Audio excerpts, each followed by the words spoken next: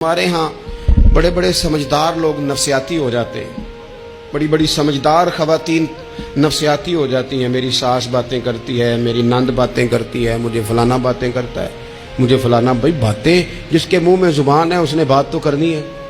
اب آپ نے کیوں یہ دعویٰ کر لیا ہے کہ آپ اتنے اونچے چلے جائیں کہ آپ کو بات ہی کوئی نہ کرے؟ کیا حرج ہے اس میں؟ اگر کوئی آپ کو بات کر دے تو کیا ہے، ہم کسی نے کر لی تو پھر کیا ہوا؟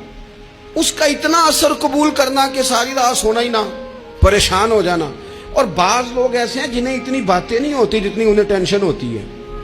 یعنی وہ دو بندے کونے میں کھڑے ہیں تو میری ہی بات کر رہے ہیں، اور بھائی تو اتنا اہم نہیں ہے، انہیں کوئی اور کام بھی ہو سکتا ہے، تیری بات ہی انہوں نے کرنی۔ بلا وجہ لوگ سمجھتے ہیں کہ میں بڑا اہم آدمی ہوں، وہاں بھی مجھ پہ تبصرہ ہو رہا ہے، یہاں بھی ہو رہا ہے۔ اس پہلو سے باہر آئیں، اس کمپلیکس سے نکل آئیں۔ ابن حزم کہتے ہیں کہ مصر میں ایک تاجر بڑا کامیاب ہو گیا تھا، بڑا کامیاب تاجر ہو گیا۔ تو زندگی میں جتنے لوگ بھی کامیاب ہوتے ہیں ان سے حسد ہوتا ہے، اس سے بھی اس کے ارد گرد کے لوگوں نے حسد شروع کیا۔ اب تاجروں نے پلاننگ کی کہ اسے خراب کیسے کرنا ہے۔ وہ ایک دن اپنے گھر سے نکلا، سفید کرتا سفید پگڑی باندھ کے باہر۔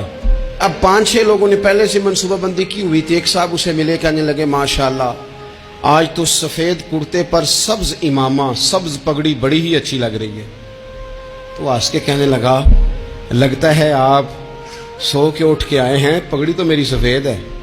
اس نے کہا چلو پگڑی تو سبز ہی ہے، باقی آپ نہیں مانتے تو آپ کی مرضی۔ وہ آگے بڑھا تو اب کیونکہ پلاننگ تھی تو ایک شخص اور ملا، اس نے کہا کیا بات ہے، سفید کرتے پر آپ کا پیلے رنگ کا امامہ کیا جچتا ہے؟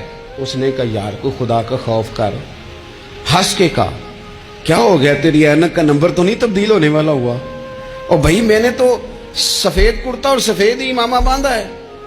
اب 2-3 لوگوں کی دفعہ تو وہ مسکرایا، لیکن وہ ڈھیر سارے لوگوں نے منصوبہ بندی کی تھی۔ وہ جب چوتھے کے پاس گیا تو اس نے بھی کہا کہ کیا بات ہے سفید کرتے پر پیلے رنگ کے امامے کی؟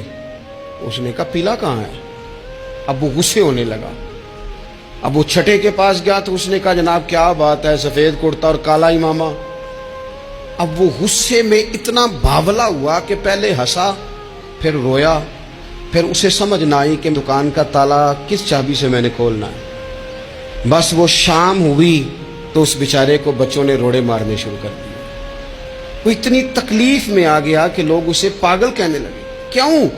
اس لیے کہ لوگ منصوبہ بند، افواہ تھی نا کہ میری طبیعت خراب ہے، تو لوگوں نے حال پوچھ پوچھ کر بیمار کر دیا۔